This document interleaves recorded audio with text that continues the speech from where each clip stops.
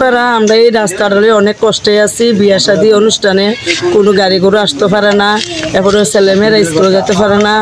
রাস্তাটা অনেক খারাপ, আমরা অনেক কষ্টে আছি। আমরা রাস্তাটা গুরুত্বভাবে করে দেন। আমরা এই রাস্তাটার লেগে অনেক প্রদর্শন হয়ে গেছে। এটি আমরা আবেদন যে আমরা রাস্তাটা ওদের কইরা দেন। আমাদের এই রাস্তাটা অনেক বছর থেকে এইভাবে পড়ে রয়েছে। আমরা এইভাবে রাস্তাটা যে কাদা রাস্তা দিয়ে আমরা হাঁটতে আছি।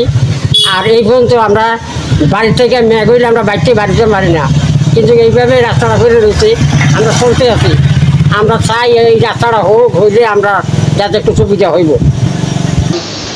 এই আমাদের আমরা যদি রুগী টুগি লই আমরা বহুত বিপদে আছি, আমরা রুগীরে যেতে পারতেছি না। এই রাস্তা কাজ হইলে আমরা রুগী এটা কাজ করে নেওয়ার লাগে, নিয়ে রাস্তা উঠান লাগে, উঠতে চারপর যাওয়ার লাগে। আমরা বড় বিপদে আছি, আমরা দ্রুত করতে চাই আমাদের এই রাস্তাটা হোক। আমরা রাস্তার লইয়ে যে একটা কষ্ট পাইতে আছি, আমরা এটা দ্রুত রাস্তাটা করানো দরকার। বিয়া শাদী একটা গাড়ি টাড়ি আইতে পারে না, যে একটা কষ্ট পাইতে আছি আমরা এই রাস্তাটা। বিয়া শাদীর গাড়ি আনতে আসছি। আসসালামু আলাইকুম। জি, আমি মোহাম্মদ রাশেদ মিনহাজ।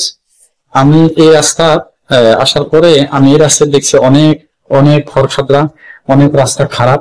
তারপর দেখার পর আমি একটা অ্যাপ্লিকেশন করছি টিউন মহোদয় বরাবর, যে আমাদের এই রাস্তাটা যেন খুব দ্রুত গতিতে হয়। আর এই রাস্তাটার কারণ হচ্ছে আমাদের এলাকায় বিয়ে শাদী পাই, এই এলাকায় অনেক কষ্ট হয়। আর বৃষ্টি হলে মানুষ ঘর থেকে বাইরে দিতে পারতেছে না। আর এই এলাকার মানুষ অনেকটাই কৃষি নির্ভরশীল। এখানে তারা ধান আপনার নিয়ে আইসা যে এখানে বাড়িতে নিয়ে যাবে সেই ব্যবস্থাও নাই। রাস্তার পরিস্থিতি খুবই খারাপ। আমার মনে হয় না এরকম বাংলাদেশে আর কোথাও রাস্তা আছে কিনা, আমি সন্দিহান।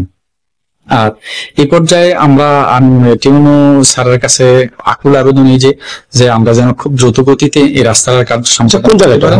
এটা হচ্ছে আপনার আজ্ঞাপুর ঈদগাহ হইতে আনন্দপুর খেলার মাঠ। আর সবচেয়ে বড় কথা হচ্ছে কি, এখানে একটা খেলার মাঠ আছে বড়, আনন্দপুর খেলার মাঠ।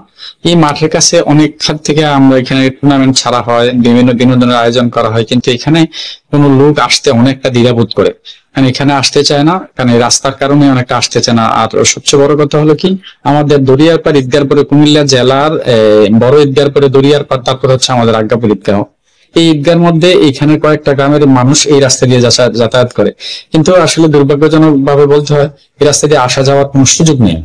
এই যে বর্ষা আসছে, আগামী কোরবানি ঈদ কয়েকদিন পরেই, কিন্তু এখান দিয়ে মানুষ কিভাবে চলাচল করবে আমার বোধগম্য হয় না। তবে আমি অনুরোধ করে প্রশাসনের দৃষ্টি আকর্ষণ করছি, এবং আমি টিউনিক মহোদয়ের কাছে এটাই আমার আবেদন, আকুল আবেদন এলাকাবাসীর পক্ষে, যেন উনি খুব দ্রুত আমাদের এই রাস্তাটা সংস্কার করে। আমি সোলিং এর জন্য আবেদন করছি, কিন্তু উনি যদি সম্ভব হয় যত দ্রুত সম্ভব আমাদের রাস্তার কার্য সম্পাদন করার জন্য বিশেষভাবে অনুরোধ করছি।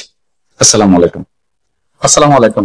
জি, এই হচ্ছে আপনার ঈদগাহ গেট, এই হচ্ছে তার রাস্তার পরিস্থিতি। দেখেন ঈদগাহ পুরো পাশে যে ঈদের পূর্ব অংশের যে মানুষগুলো এখানে আসতেছে ঈদের জামাত করার জন্য, এই হচ্ছে তার হালকান্দার অবস্থা।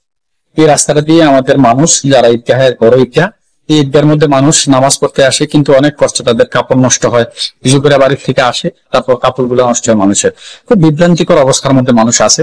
তো আমি টিউন স্যারের কাছে আবারও বিশেষভাবে অনুরোধ করছি যেন আমাদের এই কার্যগুলো সম্পাদন করা হয় অতি দ্রুত। আকুল আবেদন এলাকাবাসীর পক্ষে। আসসালামু আলাইকুম।